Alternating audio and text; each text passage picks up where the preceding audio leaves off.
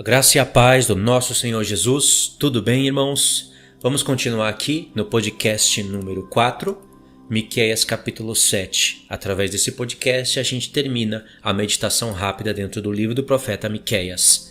Vou deixar aí para vocês no comentário fixo, na descrição, acréscimos, playlists, alguma coisa que eu possa acrescentar ou os textos mesmos que eu vou citar aqui para vocês. Tá tudo no comentário fixo, tá bom?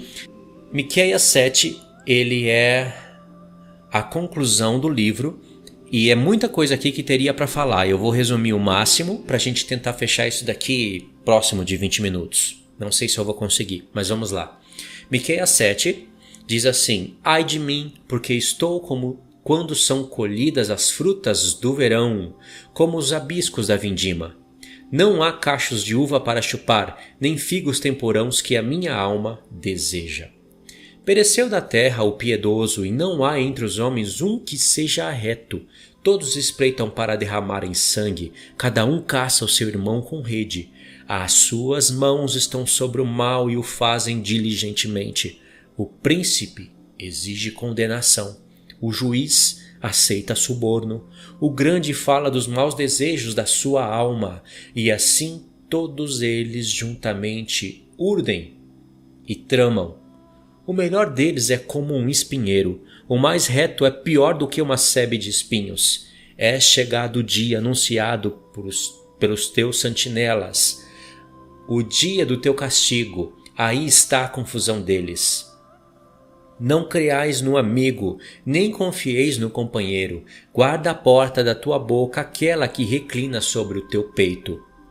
Porque o filho despreza o pai, a filha se levanta contra a mãe, a nora contra a sogra. Os inimigos do homem são os da sua própria casa. Eu, porém, olharei para o Senhor e esperarei no Deus da minha salvação. O meu Deus me ouvirá. Tremendo, não é? Claro que vocês já lembraram aqui de Mateus 24, quando Jesus fala: porque o filho despreza o pai, a filha se levanta contra a mãe, a nora contra a sogra, os inimigos dos homens são os da sua própria casa. Ou seja, esse contexto é um dos contextos que iluminaram a cabeça do próprio Senhor Jesus para montar o sermão de Mateus 24. Agora, olha só o contexto. Vamos explicar o verso 1. Ai de mim, porque estou como quando são colhidas frutas de verão, como o rabisco da vindima. Aqui você sabe que colheita significa arrebatamento. Mas é claro que o profeta não está falando aqui que o povo foi arrebatado. Pelo contrário, ele dá a explicação logo em seguida. Não há cachos de uvas para chupar, nem figos temporãos que a minha alma deseja. Pereceu da terra o homem piedoso, não há entre os homens um que seja reto. Todos espreitam para derramarem sangue, cada um caça o seu irmão com rede. O profeta Miqueias, ele se sentiu como numa vinha, como em um lugar de colheita, olhou para todas as árvores e nenhuma delas tinha fruto. É como se todos eles tivessem sido colhidos. Você tem fome e você não vê nada. Ou seja, essas árvores secas, que não tem fruto, que não tem nada, não é porque foram colhidos os bons frutos da árvore, é porque elas não têm fruto nenhum. Por isso que ele fala, ele compara isso com os homens maus. E esses homens maus, o contexto aqui é justamente o nosso contexto. A sétima cabeça da besta, a Organização das Nações Unidas, está começando. Na verdade, se você olhar bem para o mundo, já estava rolando isso há muito tempo. Mas agora, com muito mais impiedade, com muito mais crueldade. E olha o que ele diz dessa aparência. As suas mãos estão sobre o mal e fazem diligentemente. O príncipe exige condenação, o juiz aceita suborno, o grande fala dos maus desejos da sua alma. São os governadores do mundo. E assim todos eles juntamente urdem e tramam. E aí o Senhor fala que é chegado o dia em que os profetas falaram. E fala que o melhor dos homens vai ser como um espinheiro. De fato, é tempo de grande tribulação. Não é à toa que o Senhor Jesus usou isso daqui para falar da grande tribulação. E ele diz que até entre os da família nós teremos inimigos. E tudo isso ele já interpretou acrescentando: por causa do meu nome. Não é só por causa de uma iniquidade aleatória, de uma transgressão aleatória, é a transgressão da lei de Deus. O nome de Deus está sendo blasfemado. É proibido mencionar o nome do Senhor, como diz outro profeta. As palavras que estarão sendo monitoradas por algoritmos serão essas: salvação, Deus, o único Deus que criou os céus e a terra. Se for do lado do Oriente Médio, tudo bem, mas se for pro lado cristão, perseguição. Vai ser isso. Computadores estarão procurando quem fala, quem manifesta essa palavra, igualzinho o procedimento de vigilância da China, o sistema de crédito deles, igualzinho, vai ser no mundo inteiro. E tudo isso o Senhor Jesus deu a dica: por causa do meu nome. O que é o meu nome? O que tem no nome dele? Salvação, pregação do Evangelho, tudo isso só aqui nesse texto. E ele fala que não é para crer no amigo nem naquela que reclina a cabeça sobre o seu peito, a sua esposa, porque um trai o outro dentro da própria família. E isso vocês sabem por quê, né? Porque quem não obedecer à lei perde os recursos do mundo. E nós já estamos sendo treinados, e muito bem treinados, através de máscara, através de mordidas, através de passaporte. Tudo isso é um treinamento. Tudo isso é controle. Nunca foi a respeito da saúde, nunca será. É controle. E todo mundo vai entender muito bem, através desses recados que o sistema maligno está nos dando, que quem não obedecer não entra em certos lugares, não faz isso, não faz aquilo, não viaja, ou seja, não usufrui dos benefícios da tecnologia, porque ela nos traz alguns benefícios. Eu sei que você sabe que o mundo paga um preço para a gente ter tecnologia. O mundo, a natureza, o que é mais belo, natural e lindo, paga o preço e paga severamente. Por isso que a terra vai responder tudo isso para o homem de volta. Quando os homens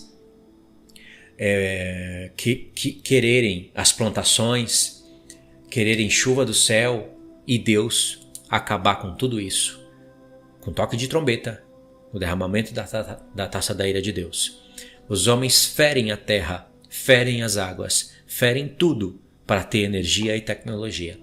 Então é isso, eu consigo pensar em tudo isso quando eu leio isso daqui, e isso é ainda mais que eu sei por causa do contexto desse profeta aqui que eu vou ler, e por causa de todos os outros profetas que denunciam as grandes cidades e todo esse sistema tecnológico que eu venho falando nos vídeos, certo? Então, vamos seguir agora para o segundo bloco, que é do verso 8 até o 19. Como tem muita leitura aqui, eu vou ler um pouquinho e explico para vocês. Verso 8. Ó inimiga minha, não te alegres a meu respeito. Ainda que eu tenha caído, levantar-me-ei. Se morar nas trevas, o Senhor será a minha luz. Presta atenção agora, verso 9. Sofrerei a ira do Senhor, porque pequei contra ele, até que julgue a minha causa e execute o meu direito. Ele me tirará para a luz e eu verei a sua justiça. O povo de Deus sofre a ira de Deus. A ira de Deus aqui nesse contexto, certamente é o tempo da grande tribulação nas taças sendo derramadas. Só que as taças só são derramadas quem tem a marca da besta. E quem tem a marca da besta não pode sofrer a ira de Deus e voltar para a luz. Já era quem tem a marca da besta. Então é lógico que aqui está falando, você tem que interpretar o texto, é claro. Sofrer a ira de Deus é sofrer as consequências da ira. No caso é cativeiro, perseguição, açoite, morte, às vezes, né? Morte. E aí tem todo aquele contexto que não dá para contextualizar tudo aqui, mas não pode deixar de interpretar o texto. sofrerei a ira do Senhor, porque pequei contra ele, até que julgue a minha causa e execute o meu direito. Ele me tirará para a luz, e eu verei a sua justiça. Ok. A gente sabe que muitos vão para o cativeiro, para o norte, para o sul. Principalmente aqui, nunca pode esquecer de Zacarias 12:14. Nunca. Metade da cidade será tomada. Metade das mulheres forçadas. Esses estão sofrendo a ira de Deus. Não a ira das taças, mas a consequência da ira de Deus. Porque senão, como que eu vou interpretar esse texto aqui? Eu jamais posso interpretar que é a ira do cálice da ira de Deus. O primeiro cálice já estoura úlcera nos homens e são só sobre aqueles que têm a marca da besta. Jamais eu posso interpretar isso aqui. Então eu tenho que interpretar basicamente isso que eu estou falando para vocês. E aí o que acontece? Verso 10. A minha inimiga verá isso e a ela cobrirá de vergonha. A ela que me diz: onde está o Senhor teu Deus? Prestou atenção como o verso 10 explica o 9? A minha inimiga verá isso. O quê? O povo sofrendo a ira de Deus. Só que é uma ira que é mais ou menos assim, ele dá poder ao inimigo para colocar o povo sobre aflição, cativeiro, perseguição, espada. E aí a Babilônia, os ímpios estão vendo e estão falando: onde está o Senhor teu Deus? Presta atenção na virada. Estou lendo o verso 10, parte B. Os meus olhos a contemplarão. Agora será pisada aos pés como a lama das ruas. Entendeu? E já no contexto falou que o Senhor tirará essas pessoas das trevas para a luz. E no verso 11 diz: no dia da reedificação dos teus muros, nesse dia serão os teus limites removidos para mais longe. Nesse dia virão a ti desde a Síria até as cidades do Egito, e do Egito até o rio Eufrates, e do mar até o mar, e de montanha até montanha. Ou seja, está falando de povos que virão até Israel adorar o Senhor. Mas antes disso vem o verso 13. Todavia a terra será posta em desolação por causa dos seus moradores, por causa do fruto das suas obras. Apacenta o teu povo com teu bordão, o rebanho da tua herança, que mora a sós no bosque, no meio da terra fértil. Aqui eu lembro, com certeza, do contexto do profeta: sairás da cidade e irás para o campo. Lembra do passado, lembra de Moisés, de Arão e de Miriam, lembra do podcast passado que eu falei isso, que Deus está chamando o contexto do Egito de novo. E a continuação diz: apacente-se em Bazã e Gileade, como nos dias de outrora. Eu lhe mostrarei maravilhas como nos dias da tua saída da terra do Egito. As nações verão isso e se envergonharão de todo o seu poder. Porão a mão sobre a boca e os seus ouvidos ficarão surdos. Lamberão o pó como serpentes, como répteis da terra. Tremendo sairão dos seus esconderijos e tremendo virão ao Senhor nosso Deus e terão medo de ti.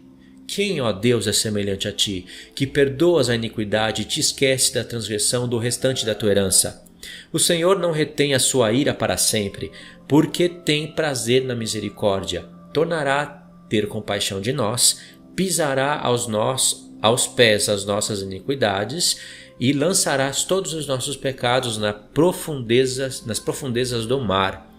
Mostrará a Jacó a fidelidade e a Abraão misericórdia, as quais juraste a nossos pais desde os dias antigos. Verso 20. O profeta está falando que Deus vai cumprir todas as promessas feitas a Abraão, Isaque e Jacó. E Deus prometeu para Abraão que daria todos aqueles limites por onde os pés deles percorressem. Desde o Egito, desde o Eufrates, da Síria até o Egito. Toda aquela região seria dada a Abraão e a sua descendência. E aqui foi mencionado, né? E aí diz que a ira do Senhor não vai durar para sempre. Ele vai ter misericórdia do povo, ainda que ele aflija o povo. E aqui está dizendo, no verso 15, eu lhe mostrarei maravilhas, como nos dias da tua saída da terra do Egito. As mesmas pragas voltarão a acontecer e o livro do Apocalipse prova isso pra gente. São as taças da ira de Deus. Como nós sabemos que o derramamento das taças da ira de Deus afeta todo o poder tecnológico, porque afeta as fontes de energia da Terra, e sem energia não tem tecnologia, sem tecnologia esse mundo vira um caos, interpretamos corretamente o verso 16. As nações verão isso e se envergonharão de todo o seu poder. Qual é o poder? Qual é todo o poder das nações? Se tivesse uma chave agora que você virasse ela e desligasse a energia, todo o poder das nações acabam. Tudo. Carro para, trem para, ônibus para, avião para, máquina para, Wi-Fi para, internet para, o mundo entra no colapso. E Deus não vai desligar a chave de uma hora para outra, porque Ele tem misericórdia de nós. Ele vai fazendo isso gradativamente. A primeira trombeta inicia, decreta o início da semana. E ainda nós vamos ter um pouco de energia, nós vamos ter escape do Senhor para podermos sair dos nossos lugares e ir para os limites que Ele escolheu, para o deserto. Por isso que o Senhor não desliga a energia desse mundo de uma hora para outra. Ele vai apertando e encurralando as nações. Agora, o sistema não nos encurralou? Nós não dependemos de celular e de energia e de tudo para sobreviver? O Senhor vai virar o jogo. Então, por isso que o verso 16 explica o 15, e aí diz que eles lamberão o pó como serpentes, como répteis da terra. A serpente foi amaldiçoada, não foi? Literalmente, a serpente literal, o animal, foi amaldiçoado, mas nele estava Satanás. A serpente, porque ela se deixou ser seduzida, era um animal inteligentíssimo, se deixou ser seduzido, e aí enganou Eva, Eva enganou Adão, e o pecado entrou no mundo, e a consequência do pecado é tudo isso que nós estamos vendo. Assim, Deus vai fazer a mesma coisa com os homens maus, que perseguem os santos do Senhor. O que mais nós podemos destacar aqui?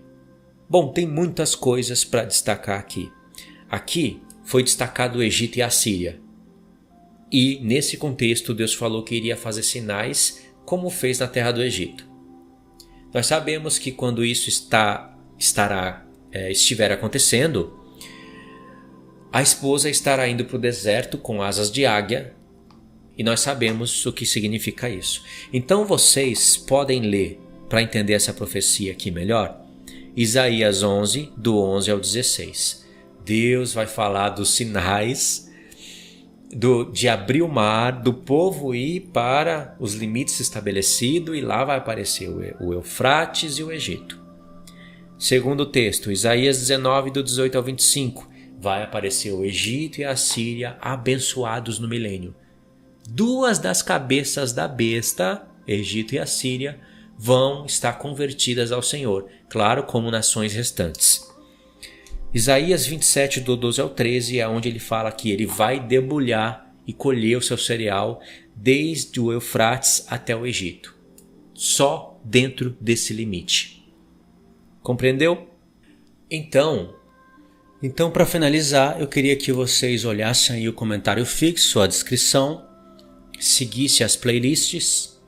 Tem várias playlists, eu não vou deixar todas aí no comentário fixo ou na descrição, vou deixar só a desse tema aqui, que é o profeta Miqueias e o assunto principal do deserto. Dentro dessa playlist vai ter os vídeos de podcast e outros que eu gravei no parque. Queria que vocês estudassem isso, ouvissem o profeta Miqueias ou lessem ele, porque é muito importante. É um profeta curto, profundo, mas é curto, é fácil de ler, você pode ler ele em 1 hora, e se fizer um estudo mais profundo, não dura mais de 2 ou 3 horas. Vai valer muito a pena, tá bom? Então é isso. Aqui a gente finaliza o profeta Miqueias, e agora tudo que eu tiver que acrescentar eu vou acrescentando em vídeos, andando no parque, ilustrando para vocês, tá bom? Deus abençoe. Então fiquem todos na paz.